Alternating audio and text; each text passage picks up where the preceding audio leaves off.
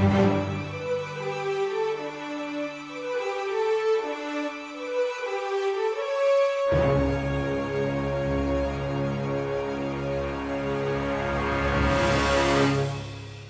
and welcome to this week's episode of The Prestige, a podcast about films and filmmaking and film theory and all things film.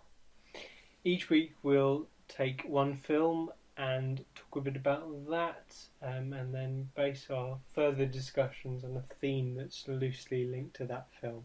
And after that, as always, we end up with our recommendations of the week based on this theme.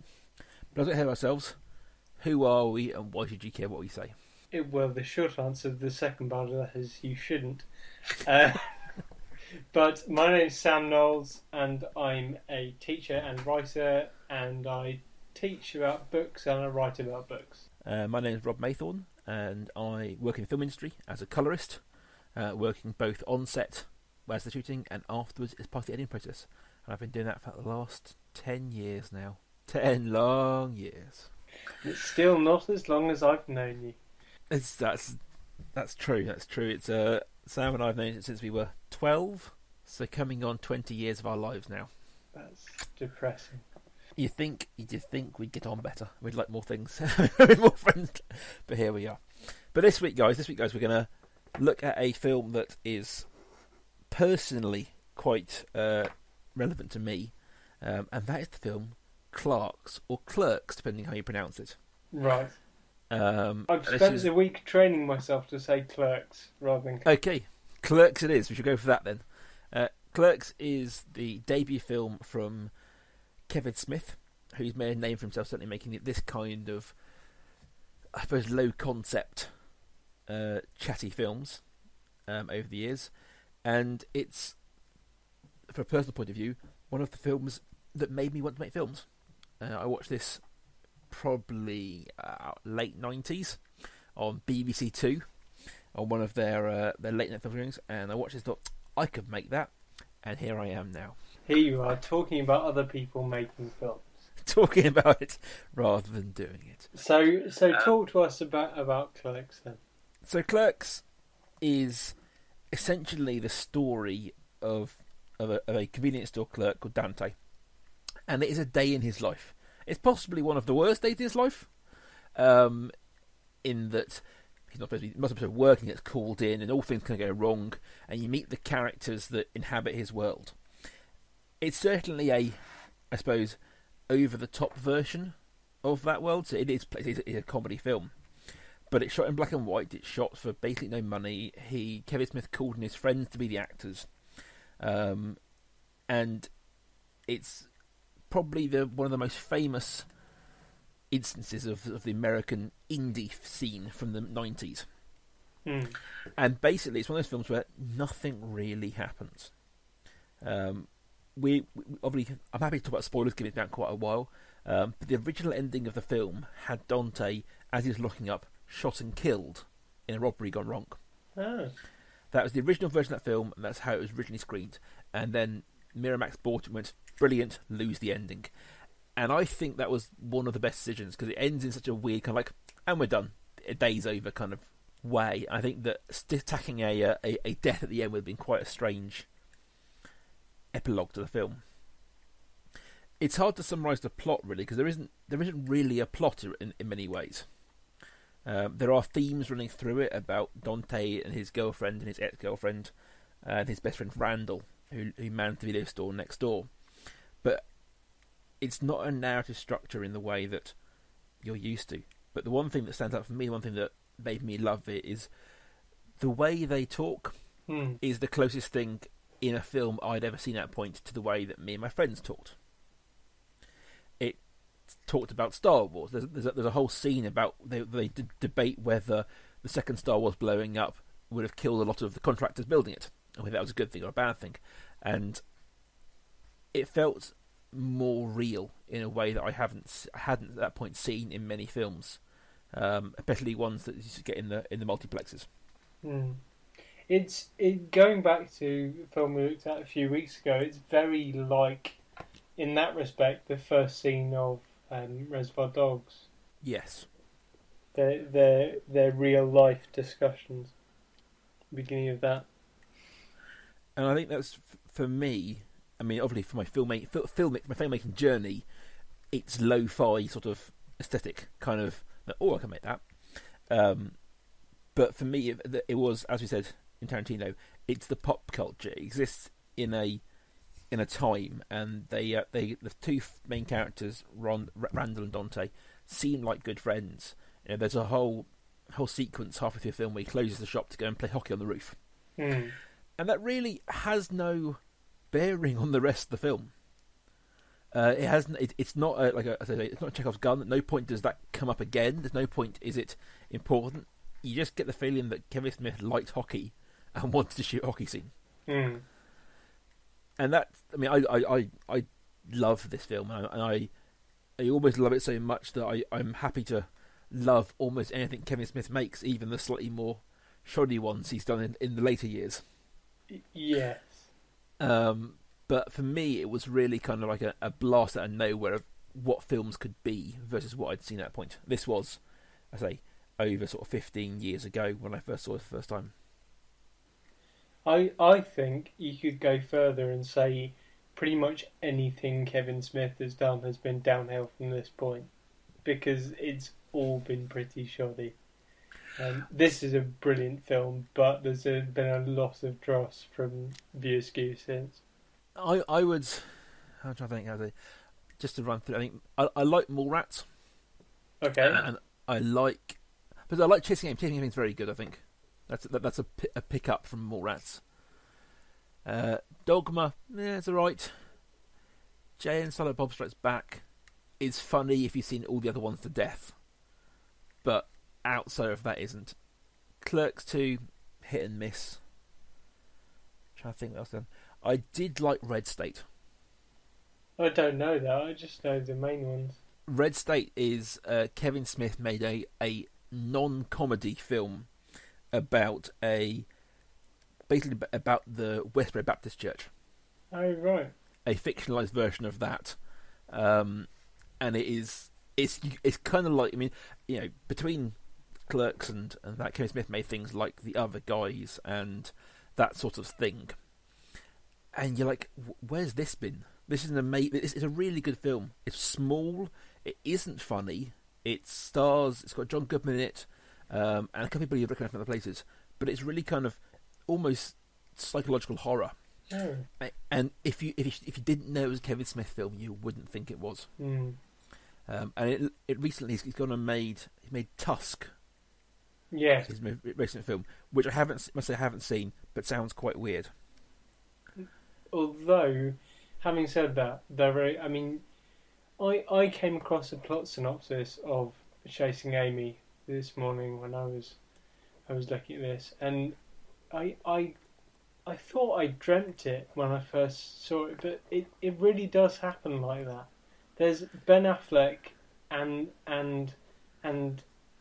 homosexual kissing and a threesome, and what is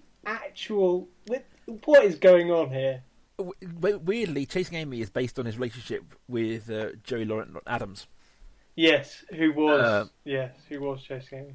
He was Amy. I think. Sorry, go on. I think Kevin Smith. I mean, we aren't going to talk about Kevin Smith all podcasts, I promise. But the Kevin Smith at his strongest when he's mixing the comedy and the heartfelt. Like Clerks is a funny film, and it has some straight out comedy bits in it, but it also has like this theme about Dante kind of realising his life and doing all that stuff running through it. And the same for Chasing Amy, I think, has got comedy, but also it's like whether in time the gender politics of that film hold up, I think is another question. But I think that was well reviewed, whereas then like Mallrats, which I do enjoy, is much more straight comedy, and the same for Dogma and Jay and Silent Bob Strikes Back, and they all kind of missed the mark a little bit because he didn't have the warm heart to them that the other two had. But I could wax lyrical about Kevin Smith. I've seen him live twice, do Q&As, one time in London and one time in San Diego, and he's very funny in person. I was just thinking there about you go off and have a moment thinking about Kevin Smith, but I was thinking what you were saying about having a heart, and one example in this film is the Randall character. Who plays Randall? That's Yes, Jeff Anderson. yeah. And it's the thing where Jeff Anderson will spend about 70-80% of the film being utterly filthy, as in that scene where there's the mother and son in the video rental and he reels off these titles. But at the same time, he can punctuate that filthiness with something really heartfelt, like when he says to Dante the X, "If you break his heart again, I'll kill you."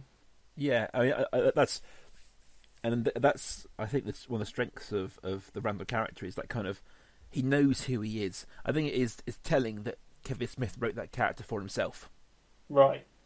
And then just realised he couldn't act and direct at the same time, so he chose Silent Bob instead. And I think that's very good. I think Brian Halloran and Kevin Smith as that pair would not really have worked. I agree. I think given that Brian Allen was actually an actor, whereas Randall wasn't an actor, and he after Clerks went back to being a roofer, and that's what he's mostly done for the last sort of 15 years is be a roofer. Well, Jeff Anderson. Yep. Oh right. Until being called up again for Clerks 2. Mm. I think that this kind of, for me, kicks out into the wider ideal of what I tentatively called slacker cinema. Mm. Now, some of our listeners may be a little bit too young to remember the mid-90s, but it was a glorious time. And there was a trend for a while, of which this is probably one of the largest ones, of what I call slacker cinema, films about slackers. Mm. It was the Gen X sort of generation on screens. You have films like Slacker, you have films like Bill and Ted, you have films like this, like Mallrats, that aren't about go-getters, they aren't about the cool kids, they aren't about the mainstream, they are about the slackers and the weirdos and the freaks and the geeks of society. And I think this is a trend that has gone away of late. I think these days you don't get many films about these kind of characters. We've swung back towards films about the cool kids. Mm. And I think there's an interesting time, I think, over the millennium period when that kind of change happened. Okay, I have three. I've been thinking about this after you brought it up during the week. We've got three responses to this. For this fact that slacker cinema has gone away, and the first is that youth culture has evolved, and there's a more stress on the idea of being active has become an important thing. And don't just mean people going out and playing football. I mean, whatever, the computer games have become more active. Things like Call of Duty are huge, or have been huge, certainly the past 20 years. And there's no... somebody put a BuzzFeed link or a blog link or something on Facebook about the idea of being bored, that kids don't get bored anymore because there's always something to do. Yes. And I was thinking about this as being the first reason, and I was thinking back to Settle Down Kids. Grandpa's going to talk about the mid-90s, but what we used to do, which is just go to shopping centres and do nothing all day. And there's one... I remember one time in the mid-late 90s where we went like home from school at a ridiculous time, went via the shopping centre and sat in a coffee shop in Oracle, and I drank 6 cups of coffee and then decided to walk home.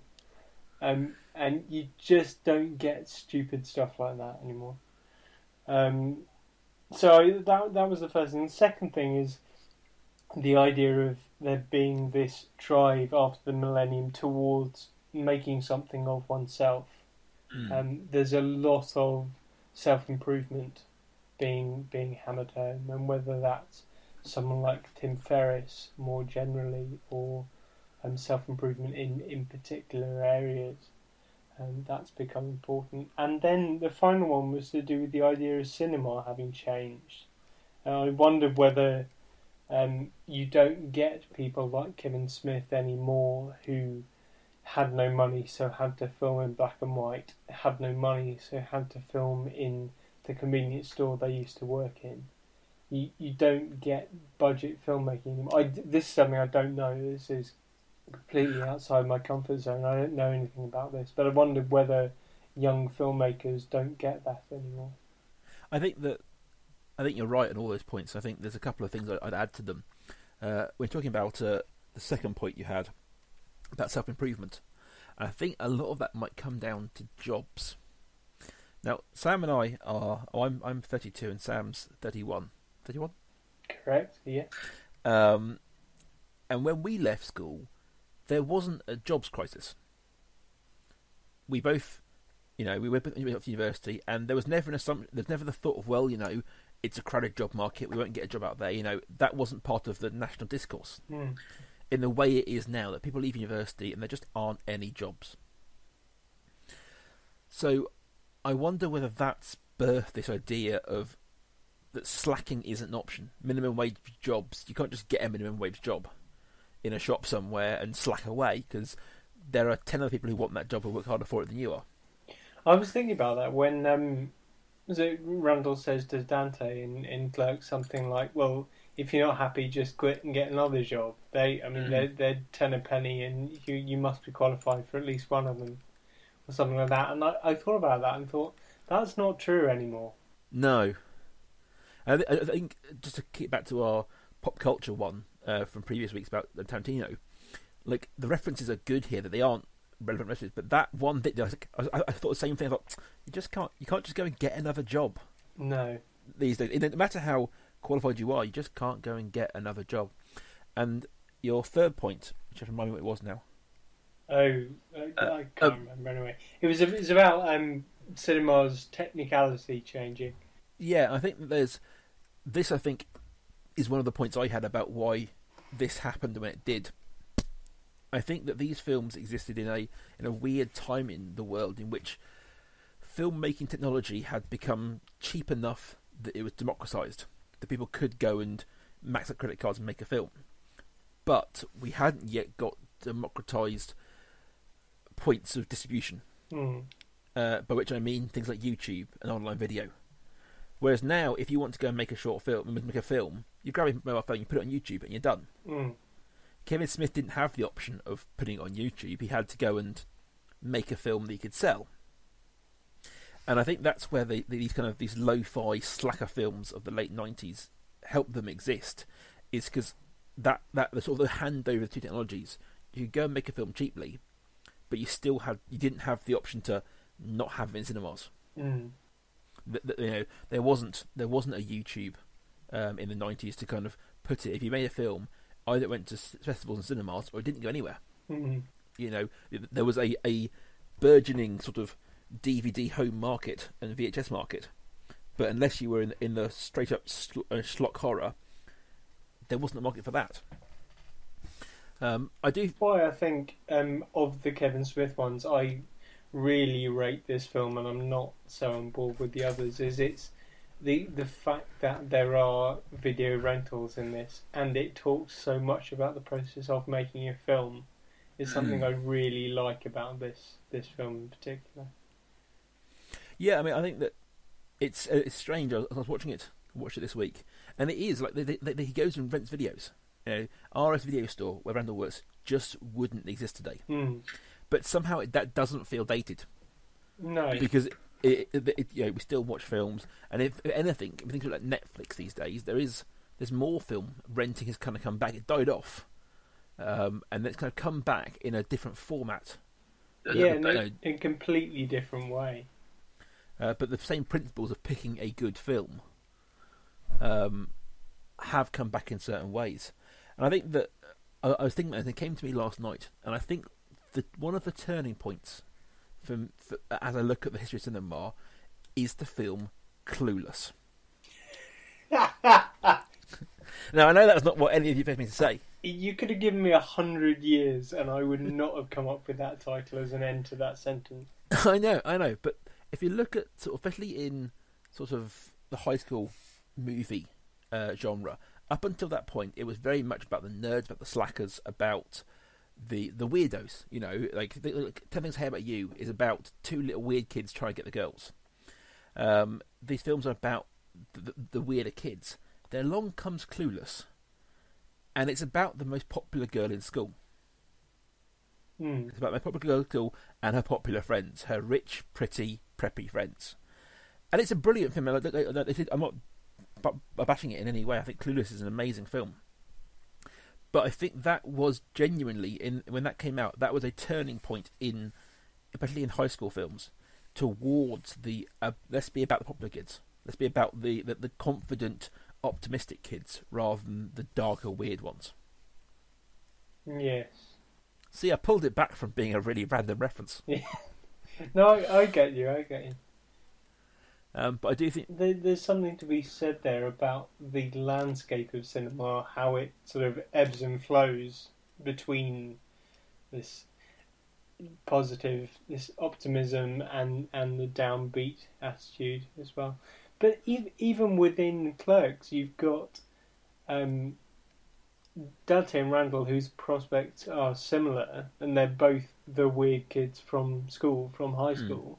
But you've got Randall, who thinks, "Hey, I'm quite happy where I am," and Dante, who says, "I wasn't even supposed to be here," all the time. That's his response to everything in life. Yes.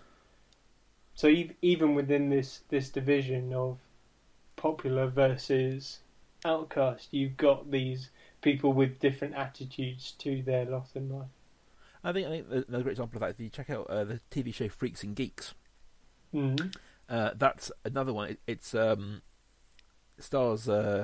James Franco, Seth Rogen before they're famous, and Linda Cardellini, and that's about what it means to be a freak versus a geek versus a nerd, and all the sort of strata of social hierarchies once you hit that bottom rung. I think it's kind of a misquote from Terry Pratchett, but when you get near the bottom of the ladder, the rungs get really close together. And he's talking about sort of social classes, but the same thing applies here in sort of almost culture classes. That there are levels within those levels. I think it just occurred to me there. The other thought that might be influenced, in fact we don't get these films these days, is that the weird kids from our generation made Facebook. Quite, yeah. You know, the of our generation, the people who are weird and into computers and techie stuff are the ones who've gone on to, you know, invent the modern world. You know, the jocks from sort of our cultural era have gone nowhere. It's the Zuckerbergs, it's the Bill Gates, the weird kids into computers who were nerds who now rule the world. So things like the film A Social Network, which essentially is about a bunch of computer nerds, is all about being cool and owning the world. It's a very different time to be, I suppose, a nerd. Yes, yeah. You know, ultimately, I'm first how Hannah would say that I am a nerd, but at the same time, the biggest film this year has been about a comic book series. Yeah. You know, this is geek chic in many ways, as much as I hate that phrase, is everywhere now, and we aren't the pariahs we once were. I do think, as you're saying about the ebbs and flows of cinema, I can see us having a resurgence of this kind of film. I don't think about slackers, but I think we've got a generation of people now who haven't got jobs, who haven't got career prospects, who aren't going to own a home, and are kind of rejecting a lot of the traditional ways of life. And I think if you give that a couple of years, that's going to filter through into film. I mean, we can see any films about people who are opting out of almost the traditional nuclear family option, and all that sort of thing. I think there's going to be a resurgence of these oddball cinema, a slacker cinema, I suppose. I wonder though that in the mid-90s, slackers who were opting out of the rat race or whatever were prepared to make films about their experience. I wonder whether people who opt out have lost that optimism now. Whether it's going to be a subject for cinema in the way that it was in the mid-90s. I think it will in time. I think we look at Clerks and it's a funny film, but it's very much the son of a film called Slacker, aptly. And Slacker isn't a funny film. Slacker isn't a comedy. It's very much a slice of life kind of film. I think once you start getting the groundswell of films about this sort of niche of people, it will spill into comedy versions of that film, horror versions of that film. So I think in time we will see another Clerks about the current generation, but it may be further down the line than we want it to be. Yeah. It certainly won't be a Kevin Smith film looking at how different Clerks 2 is from Clerks. No, he has gone on record as saying he's making Clerks 3 now and Mallrats 2. Yes. And I Clerks 2 was saved by the charisma of some of the actors. For me, Dante and Randall and Rosario Dawson are in there. Rosario Dawson, I love in almost everything she ever does, and she lifted that film. But yeah, it felt like a retread of Clerks, and not in a fun way. It felt like the corporate reimagining of Clerks. Because Clerks have always, literally, I watched this film and I'd forgotten that the very first viewer skew, ident, at the start of the film, is a fat clown in lingerie in front of a small child. Yes. Yeah. And as Kevin Smith has aged and got more Hollywood, I think he's lost some of his edge. Yeah. At this point, I think spoilers are part of the film, but the film ends with he's currently cheating on his current girlfriend with his ex-girlfriend, who then sleeps with a dead guy in the bathroom. And that felt, obviously shocking, but funny and dark. Whereas in Clerks 2, they have a scene with a donkey sex show. And it had a very different vibe. It felt more like the Hangover style gross out comedy, rather than a really dark black comedy. Yes. I do hope you can find that again, but I do worry that at a certain point he's just pissing all over the memory of Clerks. Yes.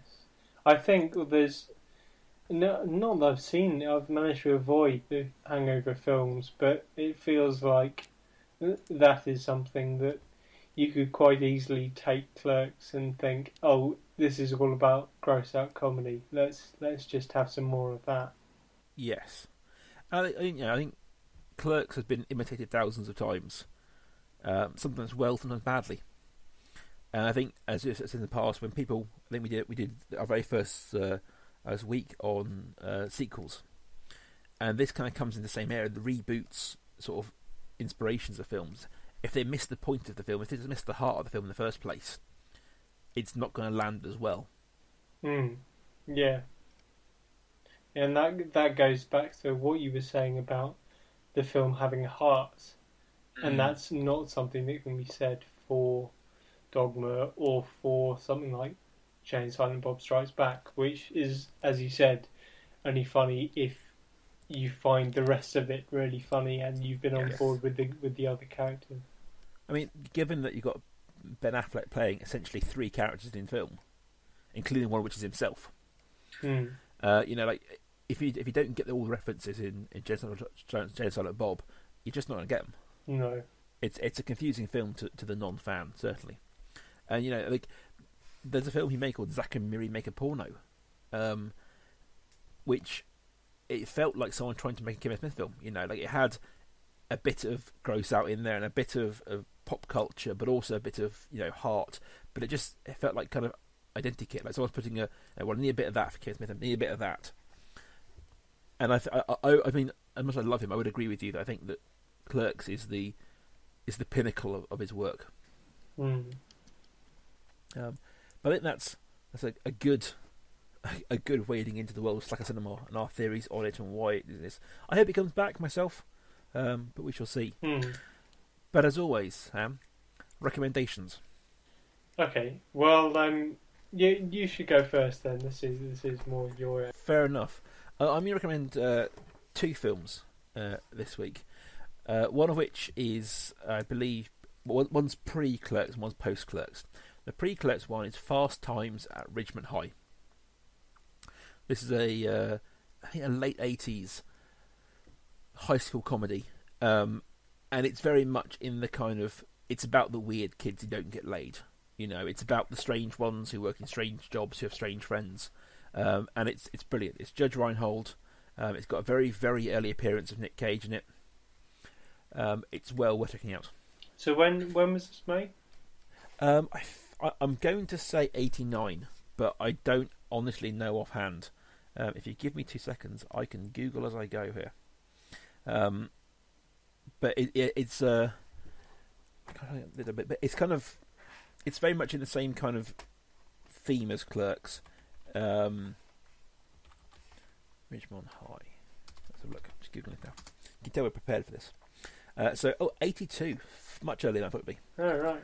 So 82, starring Jennifer Jason Leigh, Phoebe Katz, directed by Amy Heckerling, incidentally, who made Clueless, which is, as you've established, the greatest film ever made. Yes, or at least an important one. It's got Sean Penn in it. It's well worth checking out, and it's if you've ever seen, and it's spoofed a lot, a scene where a woman gets out of a pool dripping wet in a red bikini. Okay, right. It's in the Fountains of Wayne, Stacey's mom video. It's been spoofed a lot, this scene, in which a young boy watches a girl get out of a pool. Okay. It's all from here. It's well worth kind of checking out. Secondly, I'm going to recommend Empire Records. Empire Records is the other film that I watched that same night, made me want to watch making films. Mm-hmm. And it's the day in the life of a record store. It's a bit more, I suppose, by the numbers at times, in that you have the art kid, you've got the goth kid, you've got the metal kid, you've got the rap kid. You know, it's a bit more kind of tokenism in the film, but it has that heart, and it's very much in that kind of slacker cinema sort of genre. Okay. Well, one recommendation from me this week would be, I suppose this is a bit of a curveball because we haven't really talked about more modern cinema, but Nick and Nora's Infinite Playlist, yes, which is a very, very early Michael Cera film, and that has the same, I suppose there is more of a narrative than in something like Mallrats or Clerks, but the same idea of nothing much happening. Although, yes, there is a narrative of boy meets girl at the same time. But that would be well worth seeing. It's a lovely little film. I would echo that. I think that's a great film that's often forgotten. Right then, well, that probably wraps us up for this week. It only remains to say, please do get in touch with us at Prestige Podcast on Twitter. Or you can find me at Kaiju Industries. Or me at... Do you have to say at twice? I don't know, just at. It's fine, yeah. At life_academic. And we will see you guys next week. Bye.